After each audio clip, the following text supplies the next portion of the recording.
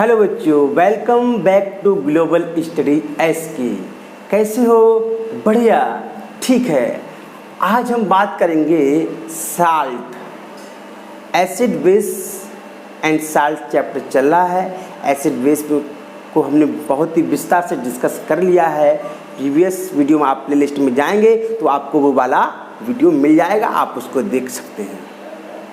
आज बात करेंगे साल्ट में ब्लीचिंग पाउडर और कास्टिक सोडा कैसे बनते हैं, इन सब के बारे में बात करने वाले हैं। चलो देखते हैं। सबसे पहले बात करते हैं कि साल्ट क्या है। What is salt? किसी अम्ल तथा क्षारक की उदासीनीकरण अभिक्रिया। कौन सी? Neutralisation reaction.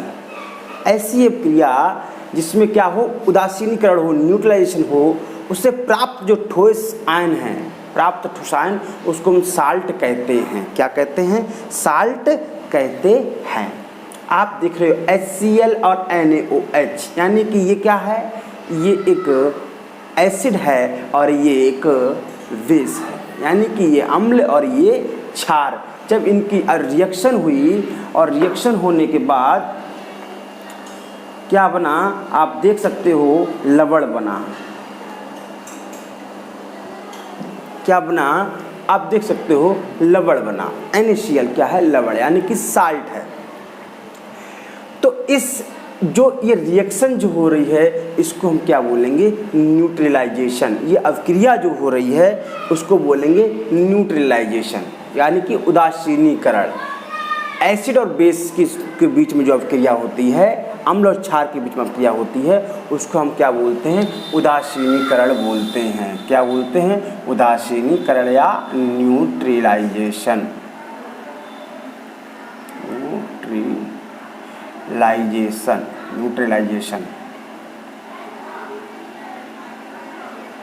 न्यूट्रलाइजेशन क्या है? न्यूट्रलाइजेशन के लिए समझ नहीं आ रहा है, एक बार फिर लिख लो आप। न्यूट्रलाइजेशन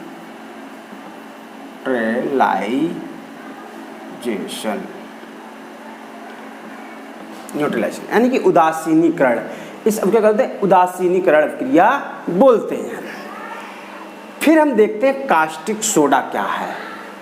ये सब साल्ट का जिसमें सोडियम क्लोराइड के जलीय विलयन में विद्युत धारा प्रवाहित करने पर, विद्युत धारा जो है वो प्रवाहित करने पर, कब? जलीय विलयन किसके? Sodium chloride. अब हम देख लेते हैं सोडियम क्लोराइड का हम एक जलीय विलयन बनाते हैं। देखिए आप, अब हमने इसमें भर लिया जल, ये बीकर लिया और इसमें जल भर लिया, यानी कि वाटर, H2O, और इसमें हमने डाला क्या?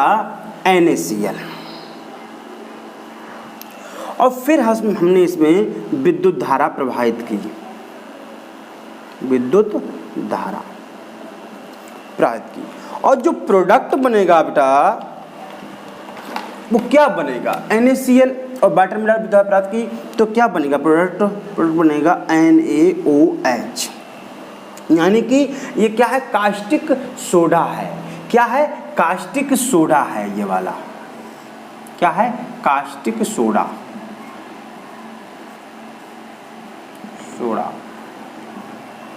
यह है कास्टिक सोडा। अब आप देख रहे हैं सोडियम हाइड्रोक्साइड तो क्षार। यस, कास्टिक सोडा बेटा बेसिक नेचर का ही होता है, क्षारीय प्रकृति का ही होता है। इसलिए इसे क्या है? सोडियम हाइड्रोक्साइड और कास्टिक सोडा भी कहते हैं। और आपने समझ लिया क्या है? जल में क्या डाला हमने? NaCl, यानी कि नमक, जो खाते हैं हम लोग वो नमक, और विद्युत धारा प्राप्त की तो हमें जो प्रोडक्ट प्राप्त हुआ वो क्या? NaCl, यानी कि कास्टिक सोडा प्राप्त हुआ। बात समझ गए कैसे ये निर्माण का होता है कास्टिक सोडा का? ठीक है, क्लियर आ रहा? और क्लोरीन और हाइड्रोजन गैस अलग वो रिलीज हो जाती है। कास्टिक सोडा इस प्रकार से। हम बात करते हैं प्रोडक्ट, ये हमारा प्रोडक्ट है, यानी कि उत्पाद है, ये हमारा उत्पाद है। अब हम बात करें तो use of caustic soda. Use of caustic soda, या हम बोलें कि कास्टिक सोडा के क्या उपयोग हैं, क्या उपयोग हैं, अपने क्या कहाँ किस इनको उपयोग किया जाता है। इसका उपयोग साबुन तथा अपमार्जक के बनाने में किया जाता है। अपमार्जक को बनाने में किया जाता है किसका, कास्टिक सोडा का उपयोग किया जाता है साबुन तथा अपमार्जक को बनाने में। कृत्रिम वस्त्र, ये तो हो गया। अब देखें कृत्रिम वस्त्र के रेशे, कागज निर्माण और बॉक्साइट अयस्क के शुद्धिकरण, जो कृत्रिम जो सिंथेटिक जो फाइबर हम बोले और पेपर फॉर्मेशन देख लें, या हम बॉक्साइट के शुद्धिकरण में भी किसका, कास्टिक सोडा का उपयोग किया जाता है। तेल के शोधन में, ऑयल रिफाइनरी में भी आपके कास्टिक सोडा का उपयोग किया जा रहा है। रंगों एवं व्यंजकों के निर्माण में भी कास्टिक सोडा का उपयोग या यूज हो रहा है। ठीक है, इतना क्लियर हुआ। अब बात करते हैं व्यंजक या ब्लीचिंग पाउडर। तब तक इसको हम हटा देते हैं, इसको हटा देते हैं। ठीक है, इसको हटा देते हैं।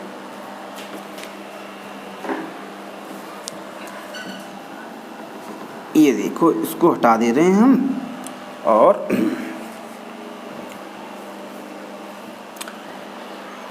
व्यंजक चूर्ण या ब्लीचिंग पाउडर, इनका रासायनिक नाम क्या है, कैल्शियम क्लोरोहाइपोक्लोराइड। क्या है, कैल्शियम क्लोरोहाइपोक्लोराइड इसका व्यंजक चूर्ण का या ब्लीचिंग पाउडर का रासायनिक नाम है। और दूसरा क्या है, क्लोरिनेट लाइम भी है, क्लोरिनेट लाइम। निर्माण विधि क्या है, कैसे इसका निर्माण या हम इसका फॉर्मेशन कर सकते हैं। इसका निर्माण शुष्क बुझे हुए स्लैग लाइम, जो चूना होता है बुझा हुआ, उससे क्या क्लोरीन की क्रिया के द्वारा किया जाता है। ये क्या शुष्क बुझा हुआ चूना है, कैल्शियम हाइड्रोक्साइड, और इससे रिएक्शन किसकी हो रही है, क्लोरीन की हो रही है। और जब क्लोरीन की रिएक्शन होगी बेटा, क्लोरीन की जब रिएक्शन हो रही है तो क्या बन रहा है, कैल्शियम ऑक्सीक्लोराइड। क्या बन रहा है, कैल्शियम ऑक्सीक्लोराइड, और वाटर तो रिलीज हो ही रहा है। लेकिन हम क्या देख रहे हैं कि ये क्या है, यही तो हमारा क्या है, ब्लीचिंग पाउडर है। ब्लीचिंग पाउडर यही तो है, ये हमारा क्या है, ब्लीचिंग पाउडर है। कैल्शियम हाइड्रोक्साइड या बुझे हुए चूने से हमने क्लोरीन की अवक्रिया जब कराई तो हमें कैल्शियम ऑक्सीक्लोराइड मिला और वाटर वहां से रिलीज हो गया या मुक्त हो गया। तब हमें प्राप्त हुआ ब्लीचिंग पाउडर, जिसे बोलते कैल्शियम ऑक्सीक्लोराइड। ठीक है, तो हम देखेंगे कि physical property of bleaching powder, इसके भौतिक गुण क्या हैं। किसके, ब्लीचिंग या व्यंजक चूर्ण के भौतिक गुण क्या हैं, इसके बारे में हम देखेंगे। तो चलते हैं भौतिक गुण क्या है और देखते हैं। कार्बन डाइऑक्साइड तथा तनु अम्लों से अवक्रिया व्यंजक चूर्ण की, तो क्या है देखते हैं इसको। व्यंजक चूर्ण की कार्बन डाइऑक्साइड तथा तनु अम्ल से अवक्रिया है। कार्बन डाइऑक्साइड तनु अम्लों की क्रिया व्यंजक चूर्ण से कराने पर क्लोरीन गैस क्या है, रिलीज होगी या मुक्त होगी। किससे, CO2 से अवक्रिया और क्या, तनु अम्ल है डाइल्यूट एसिड। कैसा, डाइल्यूट एसिड। क्या करेंगे हम, पहले हम अवक्रिया देख रहे हैं CO2 यानी कार्बन डाइऑक्साइड से। जब कार्बन डाइऑक्साइड से अवक्रिया देख रहे हैं तो क्या है, ये क्या है, व्यंजक चूर्ण है, कैल्शियम ऑक्सीक्लोराइड है, और ये है कार्बन डाइऑक्साइड। जब हम देखेंगे कैल्शियम कार्बोनेट बन रहा है और कौन सी गैस रिलीज हो रही है, क्लोरीन। कौन सी, क्लोरीन गैस रिलीज हो रही है। कौन सी, क्लोरीन गैस यहाँ पर रिलीज हो रही है। दूसरा है कैल्शियम ऑक्सीजन यानी कि व्यंजक चूर्ण है, और इसे क्या देख रहे हैं हम यहाँ पर, H2SO4 लिया, और ये क्या कर रहा है, कैल्शियम सल्फेट बनने के बाद वाटर तो रिलीज होगा, लेकिन जो मेन जो गैस बात कर रहे हैं तो कौन सी, क्लोरीन गैस यहाँ पर भी रिलीज हो रही है। तो हमने ये देखा कि व्यंजक चूर्ण से या तो हम कार्बन डाइऑक्साइड की रिएक्शन कराएं या तनु अम्ल HCl भी ले सकते हैं, या H2SO4 जो भी तनु अम्ल है उसको हम ले, तो वहाँ क्या होगा, वहाँ पर क्लोरीन गैस मुक्त हो रही है या रिलीज हो रही है व्यंजक चूड़ या ब्लीचिंग पाउडर से रिएक्शन कराने पर। ठीक है, बात समझ में आई?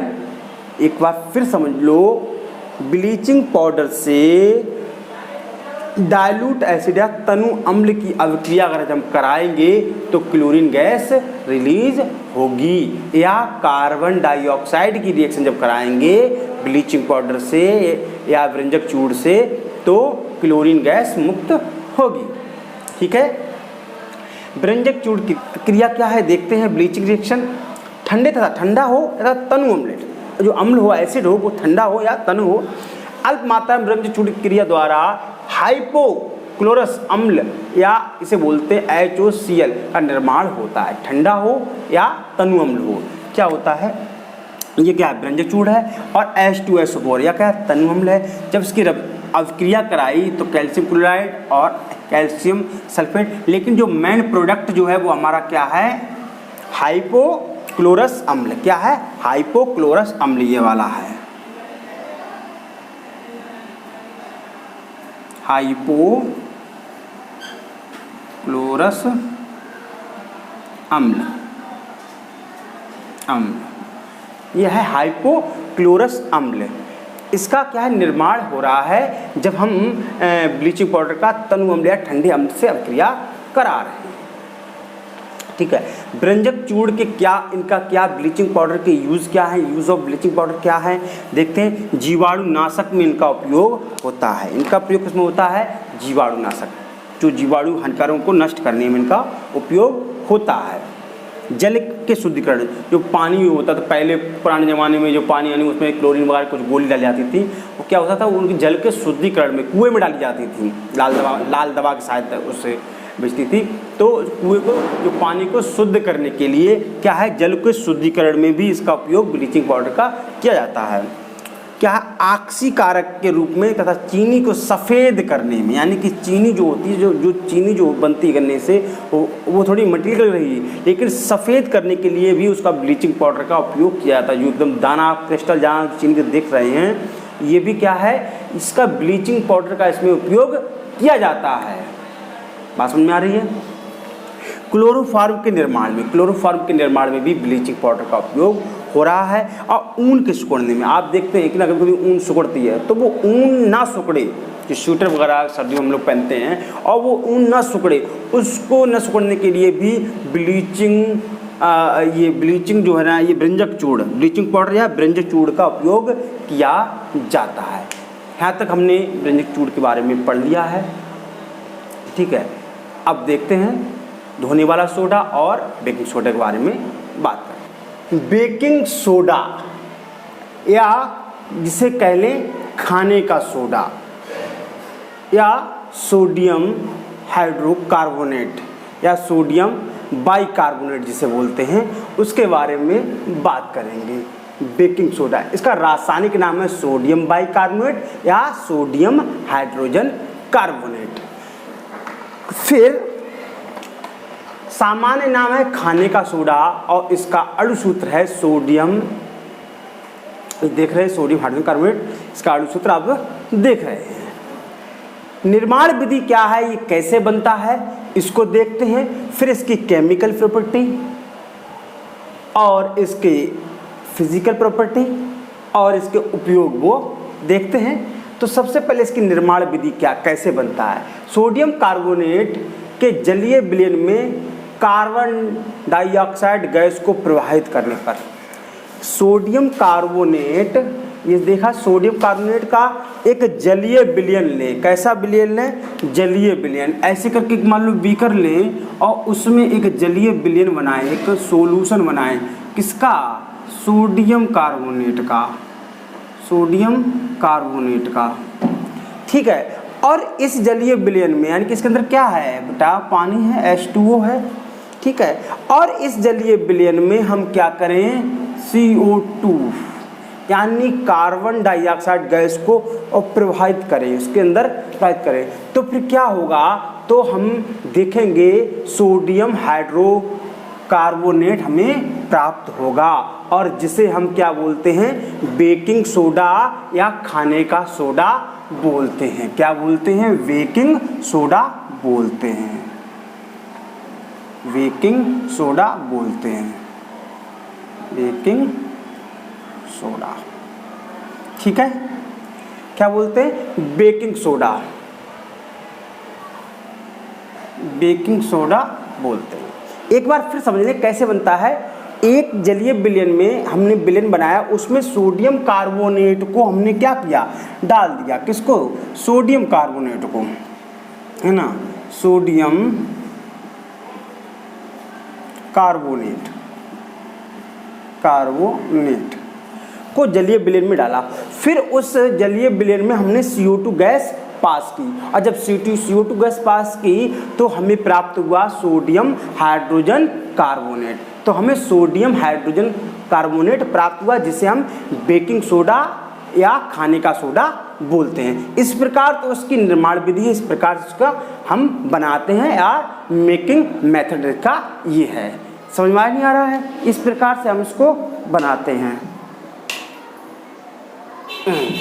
इस प्रकार से इसको हम बनाते हैं।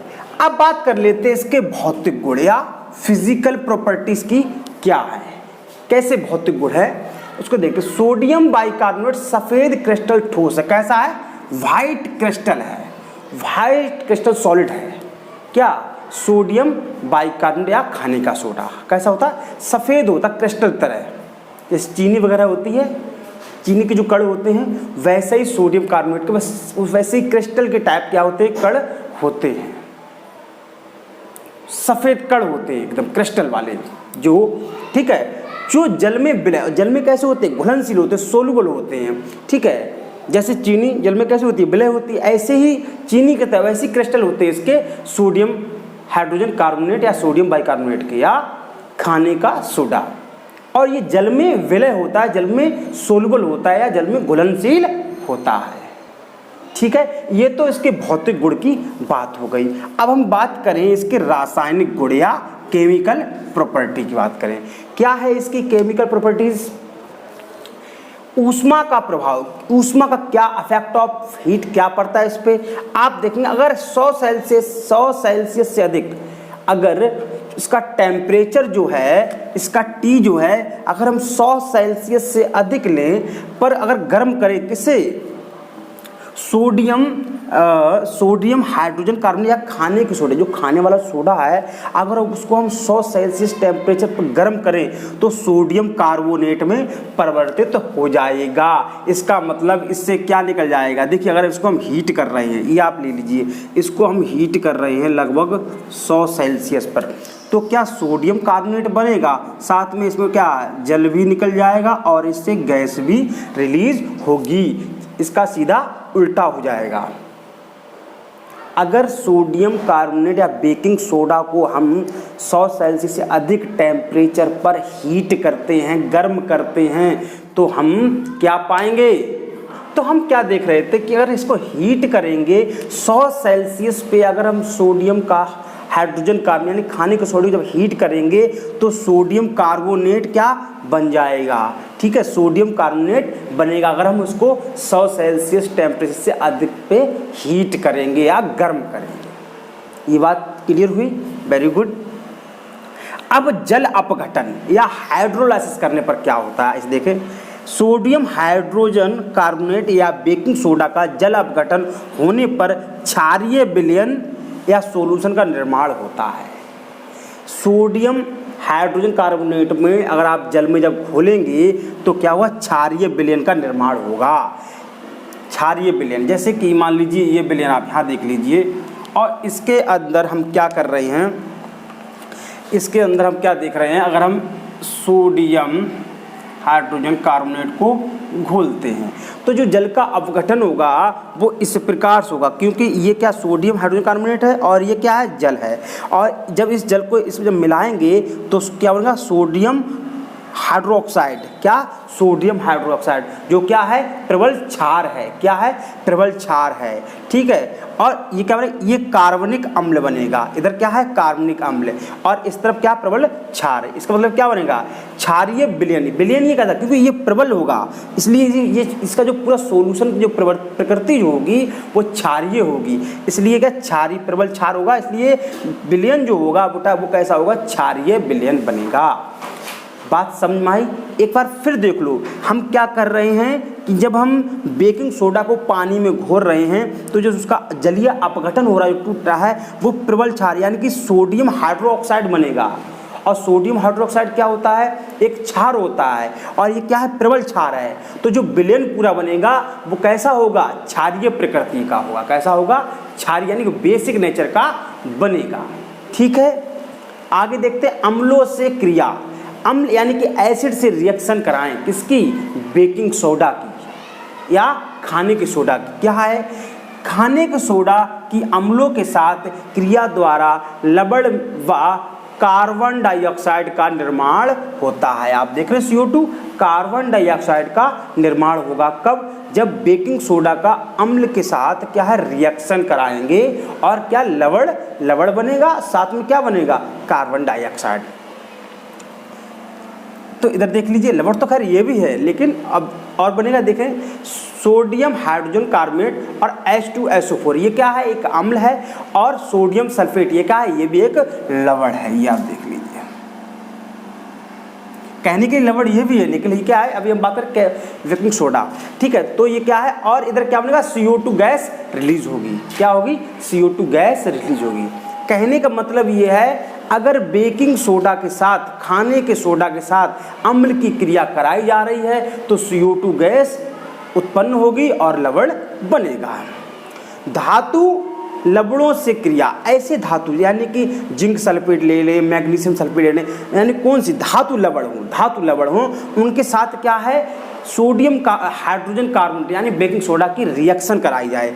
तो ये क्या, जिंक है, मैग्नीशियम है आदि के लवण यानी कि सोडियम हाइड्रोकार्बोनेट यानी कि बेकिंग सोडा के से क्रिया कराने पर कार्बोनेट का निर्माण होता है। किसका, कार्बोनेट का। देखते हैं, जैसे कि जिंक सल्फेट हमने लिया और क्या हमने लिया, इधर बेकिंग सोडा लिया, और जब हमने रिएक्शन कराई तो जिंक कार्बोनेट हमें प्राप्त हुआ। यानी कि क्या है, जब हम धातु लवण के साथ बेकिंग सोडा की रिएक्शन कराते हैं तो हमें कार्बोनेट या धातु कार्बोनेट प्राप्त होता है, जैसे जिंक कार्बोनेट प्राप्त हो रहा है। ठीक है, क्या, साथ में गैस भी कौन सी निकल रही है, CO2 गैस प्रोड्यूस हो रही है। आपको समझ में आया किस प्रकार से हमने रासायनिक गुण समझे। ठीक है, ऊष्मा के साथ हमने पढ़ा, उसमें देखा हमने किस प्रकार से 100 सेल्सियस पढ़ने पर क्या होता है, ये सोडियम कार्बोनेट बन जाता है। और फिर हमने जलीय अपघटन में जब पढ़ा हाइड्रोलाइसिस में, तो हमने देखा किस प्रकार से प्रबल क्षार या क्षारीय विलयन बनता है। अम्लों के साथ क्रिया करने पे हमने देखा CO2 गैस बन रही है और लवण उत्पन्न हो रहा है। और धातु के साथ जब हमने बेकिंग सोडा क्रिया की तो क्या है, जिंक कार्बोनेट या कार्बोनेट का निर्माण हो रहा है। अब बेकिंग सोडा के उपयोग और देख लें। ठीक है, चलो देख, हाँ, तो अब बात करते हैं कि इसके बेकिंग सोडा के यूज़ क्या हैं, उपयोग क्या हैं। तो आमाशय या स्टमक की अम्लता को दूर करने में, जो एसिडिटी पेट में होने लगती है, कहीं खट्टी डकारें आ रही हैं, कुछ ऐसा गड़बड़ खा लिया है ना, तो क्या होता है, पेट में एक अजीब सी वो होती है, इचिंग सी। तो उस एसिडिटी को ख़त्म करने के लिए बेकिंग सोडा बहुत ही इम्पोर्टेंट वर्क करता है। ठीक है, परिवार नियोजन गोलियों के निर्माण में, फैमिली प्लानिंग की जो डिफरेंट्स जो आप देख रहे हो मेडिसिन जो चल रही हैं, उन मेडिसिन्स के निर्माण में इस आपके जो आप सोडियम हाइड्रोजन कार्बोनेट या सोडियम बाइकार्बोनेट जिससे आप बेकिंग सोडा आप बोलते हैं, उसका क्या है, बहुत ही अहम रोल है, बहुत ही इम्पोर्टेंट रोल है जो है फैमिली प्लानिंग की जो है मेडिसिन बनाने में। ठीक है, इससे आप परिवार नियोजन गोलियों जो आप बोल रहे हैं जो निर्माण होता है उसमें इसका बहुतायत में यूज होता है, बहुत बड़ी संख्या में इसका, बड़ी मात्रा में इसका उपयोग होता है। आग बुझाने वाले यंत्रों में, आग बुझाने वाले यंत्रों में क्या अभी हमने देखा कि जब हम इसकी रिएक्शन कराते हैं तो इसमें क्या है, CO2 गैस प्रोड्यूस होती है। और हम जानते हैं कि बेटा जो CO2 गैस जो होती है ये क्या करती है, आग के ऊपर जो आग होगी, ये आपकी आग रही, इस आग के ऊपर एक लेयर बना लेती है। और लेयर, आप जानते हो आग जब जलेगी जब उसके कांटेक्ट में क्या है, ऑक्सीजन गैस रहेगी। अब होता क्या है, ये जो CO2 गैस की जो लेयर आप देख रहे हैं ना, ये वाली, ये क्या है, ऑक्सीजन की कांटेक्ट को तोड़ देता है, ऑक्सीजन को कांटेक्ट तोड़ के अपनी एक लेयर बना लेता है। इसकी वजह से क्या होती है, ऑक्सीजन आग से कांटेक्ट में नहीं आ पाती है और CO2 की जो लेयर बनती है उसकी वजह से आग क्या है, बुझ जाती है। इसलिए इसका जो है सोडियम हाइड्रोजन कार्बोनेट का या बेकिंग सोडे का आग को बुझाने में उपयोग किया जाता है, उपयोग में लाया जाता है बहुत बड़ी मात्रा में।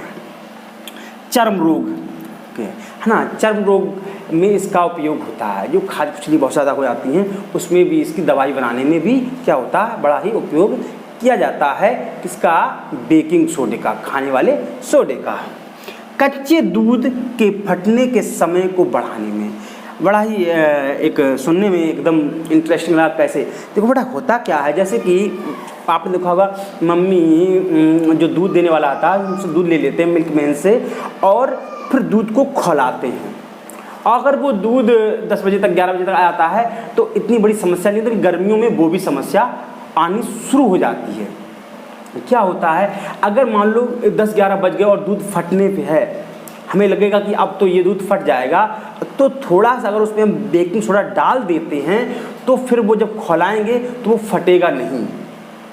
यानी कि उसके फटने की जो ड्यूरेशन है, जो समय अंतराल है उसको बढ़ा देता है कि अब अगर आप मान लीजिए ये दूध 1 बजे या 12 बजे फट जाएगा, पक्का है। अगर हमने उसको बेकिंग सोडा उसमें डाल दिया तो हो सकता है आप 2 बजे तक उसको खौलाएं तो फटेगा नहीं। तो क्या, कच्चे दूध के फटने के समय को बढ़ाने में, कच्चे दूध के जो फटने का समय है उसको बढ़ा देता है क्या, आपका ये बेकिंग सोडा। ठीक है, अब हम बात करेंगे धोने के, धोबन सोडा जिसे बोलते हैं, वॉशिंग सोडा जिसे बोलते हैं, उसके बारे में बात करेंगे। तो चलो देखते हैं। हाँ, तो अब देखते हैं हम धोने या धोबन सोडा या वॉशिंग सोडा जिसे बोलते हैं। अभी हमने बात की बेकिंग सोडा की, खाने वाले सोडे की। अब धोबन, जिससे कपड़े धो जाते थे किसी टाइम, आज तो वॉशिंग मशीन चल रही है, बढ़िया साबुन चाहिए, बढ़िया सर्फ चाहिए, लेकिन किसी टाइम इसी सोडे से कपड़े भी धोए जाते थे। और इसके अनेक और, तो हम ये देखेंगे क्या इसका रासायनिक नाम है, ठीक है, क्या इसका अणु सूत्र है, क्या इसका सामान्य नाम है और कैसे बनता है, क्या इसके उपयोग हैं। ठीक है, तो सबसे पहले हम बात करते हैं इसके रासायनिक नाम। इसका नाम है सोडियम कार्बोनेट डेकाहाइड्रेट। क्या नाम है, सोडियम कार्बोनेट डेकाहाइड्रेट। जो सोडियम कार्बोनेट पड़ा उसमें 10 मॉलिक्यूल्स या 10 अणु जो हैं हमने वाटर के यानी कि पानी के जोड़ दिए हैं, हमने पानी के जोड़ दिए हैं। तो हम अब देखते हैं इसका सामान्य नाम क्या है, सोडा ऐश या क्रिस्टलीय सोडियम कार्बोनेट। क्या है, क्रिस्टलीय सोडियम कार्बोनेट। ठीक है, और अणु सूत्र क्या है इसका, सोडियम कार्बोनेट या देखो सोडियम कार्बोनेट डेकाहाइड्रेट। ये क्या है, डेका मतलब 10, क्या है, हाइड्रोजन के यानी कि पानी के अणु। ठीक है, बात समझ में आ रही है। अब हम देखते हैं निर्माण की विधियां। हम 3 स्टेप में इसका निर्माण देखेंगे। 3 स्टेप में कैसे धोबन सोडा या वॉशिंग सोडा का निर्माण होता है। फर्स्ट स्टेप में हम देखेंगे और फिर सेकंड स्टेप में, फिर थर्ड स्टेप में। ठीक है, थर्ड यानी कि 3 स्टेप में हम पहुंचेंगे कि धोबन सोडा कैसे बना। ठीक है, तो पहला स्टेप देखते हैं NaCl यानी कि सोडियम क्लोराइड। जो सामान्य नमक हम लोग जो यूज करते हैं उसे बोलते हैं NaCl। बेटा उसको क्या करते हैं, उस NaCl के ठंडे तथा सांद्र विलयन, ठंडा हो सांद्र विलयन अमोनिया तथा कार्बन डाइऑक्साइड से क्रिया द्वारा क्या होता है, सोडियम हाइड्रोजन कार्बोनेट बनता है। हमने क्या किया, जो नमक लिया उसका एक जल का विलयन बनाया और उसे क्या, किसमें, उसमें क्या मिला हुआ है, अमोनियम मिला हुआ है या अमोनिया मिला हुआ है। सर क्या, अमोनिया मिला हुआ है। जब अमोनिया मिक्स है और क्या है, और क्या है CO2 से क्रिया करेगा, कैसे, कार्बन डाइऑक्साइड से क्रिया करेगा। तो हम देखते हैं ये क्या है आपका NaCl यानी कि लवण है, यानी कि साल्ट है, और क्या है अमोनिया से क्रिया किया, और क्या है वाटर का क्या है विलयन है, सॉल्यूशन है, और क्या है कार्बन डाइऑक्साइड से क्रिया करके हमने बनाया सोडियम हाइड्रोजन कार्बोनेट या सोडियम बाइकार्बोनेट। और क्या रिलीज हुआ वो मतलब नहीं, हमने हमारा जो मेन प्रोडक्ट है वो है सोडियम हाइड्रोजन कार्बोनेट। बात समझिए, हमने क्या किया, नमक लिया, उसका एक विलयन बनाया अमोनिया के साथ, और उससे क्या किया, हाइड्रोजन पास किया। बेटा अमोनिया के साथ कैसे, मान लीजिए ये है और इसमें हम क्या है, इसमें क्या है बेटा, ये वाटर तो है, इसके अंदर तो वाटर हो गया H2O, और इसमें हमने क्या मिलाया, अमोनिया मिलाया 3, और इसमें हमने क्या मिलाया NaCl, और क्या है CO2 गैस की क्रिया कराई गई है, यानी कि किसकी, कार्बन डाइऑक्साइड की। जो हमें प्राप्त हुआ, जो हमें आउटपुट मिला, जो हमें प्राप्त हुआ वो क्या मिला, सोडियम हाइड्रोजन कार्बोनेट। क्या मिला, सोडियम हाइड्रोजन कार्बोनेट हमें प्राप्त हुआ, ठीक है। और सोडियम हाइड्रोजन कार्बोनेट जब हमें प्राप्त हो गया, फिर इसकी हम पुनः क्या कराएंगे, अभिक्रिया कराएंगे। देखते हैं सोडियम हाइड्रोजन कार्बोनेट को फिल्टर करके, उसे क्या करते हैं, उसको फिल्टर करके सुखा लेते हैं। इसको क्या करेंगे हम, फिल्टर यानी कि साफ करके उसको क्या करेंगे, उसको सुखा लेंगे, सुखा ले तथा गर्म करते हैं। फिर सुखाने के बाद फिर सुखा लेते हैं, फिर क्या करते हैं, गर्म करते हैं, फिर उसको हीट करते हैं। पहले इसको फिल्टर किया, सुखा लिया, किसको, सोडियम हाइड्रोजन कार्बोनेट को हमने पहले तो सुखाया, फिर उसको क्या किया बेटा, गर्म किया, उसको हीट दी। गर्म करने पर सोडियम हाइड्रोजन कार्बोनेट अवघटित होगा, यानी टूटेगा, और कार्बोनेट बनता, क्या बनेगा, कार्बोनेट बनेगा। देखते हैं सोडियम हाइड्रोजन कार्बोनेट को हमने हीट यानी कि ऊष्मा दी, और ऊष्मा देने के बाद ये सोडियम कार्बोनेट बना। क्या बना बेटा, सोडियम कार्बोनेट, और उसमें से वाटर और CO2 गैस रिलीज हुई। लेकिन हमारा मेन जो प्रोडक्ट है वो क्या है, सोडियम कार्बोनेट बना। किससे, सोडियम हाइड्रोजन कार्बोनेट जो बना था उसको पहले सुखाया हमने, फिर क्या किया, उसको हमने फिर हीट किया, और जब हीट किया तो बना सोडियम कार्बोनेट या सोडा क्षार। क्या है, सोडा क्षार, और इसे क्या अजल बोलेंगे। क्या अजल, इसके अंदर क्या वाटर निकल चुका है इसलिए अजल बोलेंगे, ठीक है, ठीक है, इसे क्या बोला, अजल बोलेंगे। अब क्या है, अजल सोडियम हाइड्रोकार्बोनेट, यानी कि इसके अंदर वाटर के अणु नहीं है इसलिए हम अजल बोल रहे हैं इसको, या सोडा क्षार को जल में विलय किया जाता है। अब इसको क्या करेंगे बेटा, जल में विलय करेंगे। जल में विलय का क्या मतलब, मान लीजिए आप यहाँ देख लीजिए, ये देखिए आप, इसमें क्या है बेटा, ये क्या है, वाटर है, ठीक है, क्या है, वाटर है H2O। अब इस सोडा क्षार को हम इसमें जल में विलय यानी कि घोलेंगे, सोडियम कार्बोनेट को जल में विलय किया जाता है, तथा क्रिस्टल जल के 10H2 यानी कि जो है डेकाहाइड्रेट यानी कि 10 मॉलिक्यूल हाइड्रोजन के यानी कि सॉरी वाटर के जोड़े जाते हैं युक्त धावन सोडा क्रिस्टल को प्राप्त करने के लिए पुनः क्रिस्टल किया जाता है। पहले मिक्स किया फिर उसको पुनः क्रिस्टल बनाया जाता है। कब, जब इसके मिलकर इसमें कितने, अगर आप लिखें तो अगर कायदा से लिखें तो ऐसे लिख सकते हैं आप, ये 10 मॉलिक्यूल जब इसमें ऐड हो जाएंगे तो क्या हो रहा है बेटा, आप इसको देखिए, इस रिएक्शन देखिए आप यहाँ पर, ये देखिए आप 10 मॉलिक्यूल सोडियम कार्बोनेट में जो यहाँ प्राप्त हुआ था उसमें दोबारा से ऐड किए जा रहे हैं। कब, जब अजल यानी अजल मतलब जिसके अंदर डिहाइड्रेट है, डिहाइड्रेट में जब हम हाइड्रेट करेंगे उसमें हम जल जोड़ेंगे तो क्या करेंगे, जल में विलय किया यानी उसको जब मिक्स करेंगे, किसको, सोडियम कार्बोनेट को जल में जब बेटा खोलेंगे तो क्या हो जाएगा, ये 10 मॉलिक्यूल उससे प्राप्त हो जाएंगे। जो 10 मॉलिक्यूल सोडियम और ये 10 मॉलिक्यूल आप देख रहे हो जो प्राप्त हुए तो सोडियम डेका कार्बोनेट बना, क्या बना, सोडियम हाइड्रेट डेका हाइड्रेट, क्या है, सोडियम कार्बोनेट डेका हाइड्रेट प्राप्त हुआ। और इसे ही हम क्या बोलते हैं, वाशिंग सोडा या फिर धावन सोडा बोलते हैं। क्या, वाशिंग सोडा या धावन सोडा बोलते हैं। एक बार फिर देख लें, देखिए बेटा पहले हमने NaCl लिया, उसको क्या अमोनिया प्लस जल में घोला, दोनों मिश्रण और CO2 से पास किया, फिर हमें सोडियम हाइड्रोजन कार्बोनेट प्राप्त हुआ था। और सोडियम हाइड्रोजन कार्बोनेट क्या किया हमने, हीट किया उसको सुखाने के बाद, और जब हीट किया तो क्या सोडियम हाइड्रोजन कार्बोनेट को हमने हीट किया सुखाने के बाद, तो ये सोडियम कार्बोनेट प्राप्त हुआ जो अजल है, डिहाइड्रेट, उसमें जल नहीं है। फिर हमने इसमें जल के अणु हमने ऐड किए, तो जब ऐड किए तो हमें प्राप्त हुआ सोडियम कार्बोनेट डेकाहाइड्रेट, जिसे हम बाशिंग सोडा या धावन सोडा बोलते हैं। ठीक है, बात समझ गए? चलो आगे देखते हैं। हाँ, निर्माण की विधि हमने देख ली। अब हम बात करते हैं रासायनिक गुण क्या है या केमिकल प्रॉपर्टीज क्या है बाशिंग सोडा के। तो इसमें क्या देखते हैं, सोडियम कार्बोनेट डेकाहाइड्रेट जो है बाशिंग सोडा जो है एक उत्फुल्ल है, यानी कि मतलब क्या है, ऐसा यौगिक है इसे शुष्क हवा में अगर खुला छोड़ दे, इसको जो बाशिंग सोडा को अगर शुष्क हवा में अगर खुला छोड़ देते हैं तो कृष्ण जल के 9 अणु क्या हो जाते हैं, निकल जाते हैं। फिर इसके पश्चात सोडियम कार्बोनेट का मोनोहाइड्रेट हो जाता है। मतलब क्या है, सोडियम कार्बोनेट मोनोहाइड्रेट, यानी कि एक अणु ही उसका वाटर का रह जाता है, 9 अणु निकल जाते हैं। अगर बाशिंग सोडा को शुष्क हवा में खुला छोड़ दिया जाए, वैसे इसके 10 अणु होते हैं, 10 मॉलिक्यूल वाटर के होते हैं, 9 जो अणु होते हैं वो शुष्क हवा में क्या है, निकल जाते हैं, एक रह जाता है, इसलिए क्या बोलते हैं, सोडियम कार्बोनेट मोनोहाइड्रेट बोलते हैं।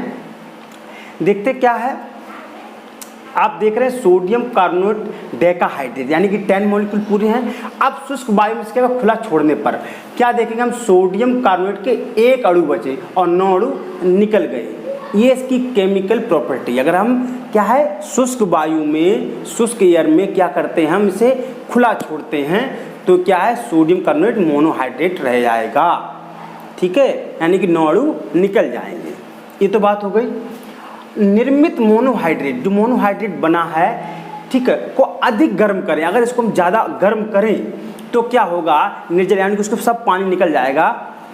तो देखेंगे हम इसको जो सोडियम कार्बोनेट का एक मोनोहाइड्रेट है उसको अधिक गर्म कर रहे हैं, ज़्यादा हीट करेंगे तो ये सोडियम कार्बोनेट ही बचेगा। क्या बचेगा, सोडियम कार्बोनेट बचेगा। ठीक है, ये इसके क्या है, केमिकल प्रॉपर्टी है। एक बार फिर समझे, सोडियम कार्बोनेट को जब हम एयर में खुला छोड़ते हैं तो उसके 9 मॉलिक्यूल डेकाहाइड्रेट होता है, तो 9 मॉलिक्यूल्स होते हैं उसके निकल जाते हैं, और बचे हुए मोनोहाइड्रेट को अगर हम अधिक हीट कर दें तो सोडियम कार्बोनेट ही बचेगा। ठीक है, ये इसकी केमिकल प्रॉपर्टी या रासायनिक गुण की बात हुई। अब हम बात कर लें इसके भौतिक गुण की क्या है। देखते हैं, जल में विलय होने के पश्चात पर्याप्त ऊष्मा उत्सर्जित करता है। अगर इसको हम जल में घोलें, अगर इसको हम वाटर ले लें ऐसे करके, और ये क्या है, जल है ना, ये क्या है बेटा, जल है, और इसमें क्या करें हम, सोडियम यानी कि सोडे को घोलें, सोडियम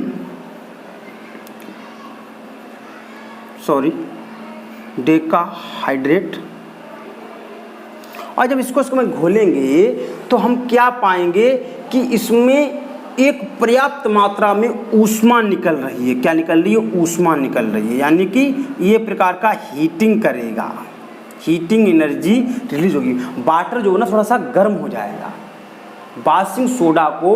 और कभी कभी आप देखते होंगे, आपने अगर कभी ध्यान दिया होगा, हमारे घर में जो डिटर्जेंट जो आता है, निरमा वगैरह जो आता है, अगर उसके कांटेक्ट में जैसे कि पानी आ जाता है, अब ऐसा नहीं कि बहुत ठंडे पानी में आप निरमा डाल दें तो वो गर्म हो जाए, नहीं, कम, आप बहुत ही कम ऐसे करके आप एक गिलास में पानी लें और उसमें थोड़ा ज़्यादा सा निरमा आप डालें, तो फिर अगर आप उसको आप चेक करेंगे थोड़ा निरमा ज़्यादा हो तो आप पढ़ें तो वो थोड़ा गर्म होगा, वो निरमा थोड़ा सा हीट होगा, उसमें थोड़ी सी जो है गर्म निरमा होगा, वो नॉर्मल जो है पानी नहीं होगा, वो थोड़ा सा गर्म पानी होगा। यानी कि इसमें क्या होती है, ऊष्मा उत्सर्जित होती है। किससे, बाशिंग सोडा से ऊष्मा उत्सर्जित होती है, हीट प्रोड्यूस होती है, पर्याप्त उससे होती है। ठीक है, निर्जल यानी कि जिसके अंदर वाटर के मॉलिक्यूल्स नहीं है। सोडियम कार्बोनेट चूर्णित अवस्था में होता है, एक चूर्ण की अवस्था में होता है, इस चूर्ण जो चूर्ण होता है उस अवस्था में होता है जिसे सोडा ऐश कहते हैं। क्या कहते हैं, जिसे सोडा ऐश कहते हैं। ये तो भौतिक की हो गई बात। उपयोग क्या है इसके, कांच, कागज या वॉरेक्स के उद्योग में इसका उपयोग किया जाता है। जो कांच वगैरह, जो फैक्ट्री वगैरह जैसे आप फिरोजाबाद में देखते हो क्या होता है, उसमें कांच की बैंगल्स चूड़ियों का चल रहा है, वहाँ ज़्यादातर कांच का काम है। तो ऐसे उस जगह पर तो बहुत ज़्यादा इस वास्तु सोडा का उपयोग होता होगा। पेट्रोलियम शोधन में, है ना, पेट्रोलियम का जो रिफाइनरी होती है उसमें, धातु शोधन में, मेटल की जो रिफाइनरी उसमें क्या होगा, इसका वाशिंग सोडा का क्या हो रहा है, उपयोग हो रहा है, यूटिलाइज हो रहा है या यूज़ हो रहा है। आग बुझाने में, आग बुझाने में क्या, जब इसका रिएक्शन करते हैं तो उसमें CO2 गैस रिलीज होती है, इसलिए इसको क्या है, आग बुझाने में इसका प्रयोग किया जाता है। धातु कार्बोनेट के निर्माण में, धातु कार्बोनेट बनाने के लिए, जैसे कि जिंक कार्बोनेट, मैग्नीशियम कार्बोनेट, ऐसे ही धातु कार्बोनेट बनाने के निर्माण में भी इसका उपयोग, जैसे कि हम ले लें जिंक कार्बोनेट, मैग्नीशियम कार्बोनेट, ऐसे धातु कार्बोनेट के निर्माण में भी इसका उपयोग किया जाता है। अपमार्जक, ठीक है, अपमार्जक यानी डिटर्जेंट के निर्माण में भी आपके क्या है, वॉशिंग सोडा या धोने वाला सोडा या धोवन सोडा का उपयोग किया जाता है। अब हम बात करेंगे प्लास्टर ऑफ पेरिस। चलो चलते हैं प्लास्टर ऑफ पेरिस के बारे में देखते हैं। हाँ, अब बात करते हैं प्लास्टर ऑफ पेरिस, इस चैप्टर का लास्ट ये टॉपिक है। तो इसमें देखते हैं प्लास्टर ऑफ पेरिस क्या है, पेरिस इसका रासायनिक नाम और सामान्य नाम और अणुसूत्र क्या है। देखते हैं कैल्शियम सल्फेट हेमीहाइड्रेट, क्या नाम है इसका रासायनिक नाम, कैल्शियम सल्फेट हेमीहाइड्रेट इसका रासायनिक नाम है, और इसको सामान्य नाम से बोलते हैं प्लास्टर ऑफ पेरिस। क्या बोलते हैं, प्लास्टर ऑफ पेरिस। अणुसूत्र कैल्शियम सल्फेट हेमीहाइड्रेट मतलब आधा हाइड्रेट, आधा अणु किसका है, वाटर का है, इसलिए इसे हेमीहाइड्रेट बोलते हैं। चलो निर्माण की विधि देखते हैं, मेथड ऑफ प्रिपरेशन कैसे बनता है ये। जब कैल्शियम सल्फेट या डाइहाइड्रेट जिसे बोलते हैं जिप्सम, कैल्शियम सल्फेट डाइहाइड्रेट को 120 सेल्सियस या टेम्परेचर पर गर्म किया जाता है तो निर्जलीकरण क्रिया होती है, इसमें पानी निकलता है। तो इस निर्जलीकरण क्रिया के द्वारा प्लास्टर ऑफ पेरिस का निर्माण होता है। जब जिप्सम यानी कि कैल्शियम सल्फेट डाइहाइड्रेट को क्या किया जाता है, गर्म किया जाता है, कितने पे, 120 सेल्सियस पर, तो उसमें निर्जलीकरण यानी कि डिहाइड्रेशन प्रोसेस होती है, उसमें से वाटर के अणु निकल जाते हैं, तो जो बचता है कितने, हेमीहाइड्रेट, आधा अणु बचता है पानी का, तो जो ये बना ये क्या है, प्लास्टर ऑफ पेरिस। यानी कि कैल्शियम सल्फेट डाइहाइड्रेट को 120 टेम्परेचर पर क्या किया हमने, हीट किया, और हीट करने के बाद हमें आधा अणु किसका मिला, वाटर का। ये बड़ू देख रहे अणु देख रहे हो किसका है, वाटर का आधा है, और 1.5 अणु जिसे कहें हम वो निकल गया, तो ये क्या बचा, इसे हम बोल देंगे प्लास्टर ऑफ पेरिस। क्या बोलेंगे, प्लास्टर ऑफ पेरिस बेल बोलते हैं, ठीक है। भौतिक गुण क्या है इसके, क्या है फिजिकल प्रॉपर्टी, ये देख लिए। इसे यह सफ़ेद रंग का चूड़ होता है, ये जब होता है एक सफ़ेद रंग का चूड़ की तरह होता है, जो जल में विलय होता है, जल में घुल जाता है और जल में ये हार्ड भी हो जाता है। देखा होगा जब किसी की हड्डी टूट जाती है तो वो जो निकालता पाउडर वो प्लास्टिक चूड़ की तरह होता है, फिर उसे जब पट्टी पे लगाने के बाद, जो पट्टी जो होती है बैंडेज, उस पर लगाने के बाद उसको फिर जो वो कर देता है तो जो फिर हार्ड हो जाता है वो, तो क्या होता है, चूड़ की तरह होता है, ठीक है। रासायनिक गुण क्या है इसके हैं, ऊष्मा का प्रभाव, इस पर क्या इफेक्ट पड़ता है हीट का, ये देखें। कैल्शियम सल्फेट हेमीहाइड्रेट या कैल्शियम सल्फेट डाइहाइड्रेट को 120 से अधिक ताप पर अगर हम गर्म करते, कितना, 120 से अधिक पर, है ना, बात हो रही है अधिक की, तो ये निर्जलीय प्लास्टर प्राप्त होता। कैसा, निर्जलीय यानी कि डिहाइड्रेट, ठीक है।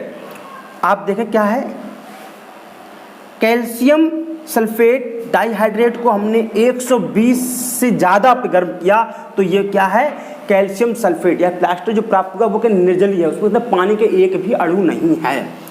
और फिर क्या करते हैं, अगर हेमीहाइड्रेट यानी कि ये डाइहाइड्रेट था और ये हेमीहाइड्रेट है, इसको भी गर्म किया तो इसमें भी वही चीज़ होगी, इसमें भी एक भी अणु पानी का नहीं रहेगा, सब निकल जाएंगे। ये तो बात हुई हमारी केमिकल रिएक्शन की, या केमिकल गुण क्या हैं उसकी बात हुई, ठीक है, प्रॉपर्टीज़ क्या हैं उसकी बात हुई। हम देखते हैं जल से क्या क्रिया करता है, द रिएक्शन विद वाटर क्या होती है प्लास्टर ऑफ पेरिस की। ये देखते हैं। जल से अभिक्रिया के पश्चात जिप्सम का निर्माण होता है। जिप्सम का निर्माण होता है। जिप्सम की बात आई तो जिप्सम क्या है? डाइहाइड्रेट है, कैल्शियम सल्फेट डाइहाइड्रेट जिप्सम। तो जिप्सम का निर्माण जल से अभिक्रिया करके, और वैसे किसके साथ? Plaster of Paris. Plaster of Paris क्या है? आधा अणु वाटर का है, ठीक है। तो ये क्या है बेटा? आधा अणु वाटर का है, और इससे अभिक्रिया क्या है? ये 1.5 हैं, और 1.5 अणु इसमें क्या हुए? ऐड हो जाएंगे, तो ये क्या? 2 हो जाएंगे। तो क्या हुआ? कैल्शियम सल्फेट डाइहाइड्रेट, और इसे क्या बोलते हैं? जिप्सम बोलते हैं बेटा। क्या बोलते हैं? जिप्सम बोलते हैं, या कैल्शियम सल्फेट डाइहाइड्रेट। रासायनिक गुण देख लिए, और भौतिक गुण भी हम देख लें। क्या है? भौतिक गुण ऊपर देख लिए, और ये रासायनिक गुण देख लिए। ऊष्मा का प्रभाव क्या है? जल का प्रभाव क्या है? ऊष्मा पड़ेगी तो केवल क्या? कैल्शियम सल्फेट बनेगा, उसके अंदर एक गुण। और यहाँ हम क्या देख रहे हैं? जल का प्रभाव क्या है? जो प्लास्टर ऑफ पेरिस था उसमें जल के अणु मिल गए तो जिप्सम का निर्माण हुआ। यानी कि जो बन जाता है, आप प्लास्टर ऑफ पेरिस पे जब जल मिल जाता तो वो जिप्सम टाइप बन जाता है। जिप्सम तो वो पूरा हार्ड सरफेस बना लेता है, ठीक है। इसका उपयोग क्या है? टूटी हुई हड्डियों को जोड़ने में प्लास्टर के लिए इसका उपयोग किया जाता है, प्लास्टर ऑफ पेरिस का। सजावटी सामान बनाने के लिए, जो भी घर में बहुत से सामान लगे होते हैं, सजावटी सामान, पोट वगैरह, सजावटी सामान बनाने के लिए इसका प्लास्टर ऑफ पेरिस का उपयोग होता है। अब मूर्तियां बनाने की, गणेश चतुर्थी आप देखते हो बड़ी बड़ी मूर्तियां होती हैं। गणेश चतुर्थी पर जो बड़ी बड़ी मूर्तियां वो किससे बनी होती हैं? प्लास्टर ऑफ पेरिस से बनी हुई होती हैं, ठीक है। उनका निर्माण में और भी बहुत से सामान बनाने के लिए, खिलौने बनाने के लिए भी इसका प्रयोग होता है, ठीक है। दंत चिकित्सा, दांतों की जो चिकित्सा होती है उसमें भी बहुत से स्ट्रक्चर बनाने के लिए प्लास्टर ऑफ पेरिस का कार्य होता है। दीवारों को चिकना करने के लिए, आप देखते हैं पुट्टी वगैरह होती है, वो क्या होता है? प्लास्टर ऑफ पेरिस होता है, तो उसमें इसका प्रयोग होता है। अग्निरोधक, यानी कि आग लगने से रोकने के लिए उसका भी प्लास्टर ऑफ पेरिस का प्रयोग किया जाता है। तो आज हमने इस साल्ट वाले जो चैप्टर पढ़ रहे थे उसके सभी हमने उनको पढ़ा, ठीक है, सभी टॉपिक को पढ़ा और बहुत ही अच्छे से समझा। तो आपको वीडियो अच्छा लगा हो तो चैनल को लाइक एंड सब्सक्राइब करें और चैनल को देखते रहिएगा। Thank you, bye.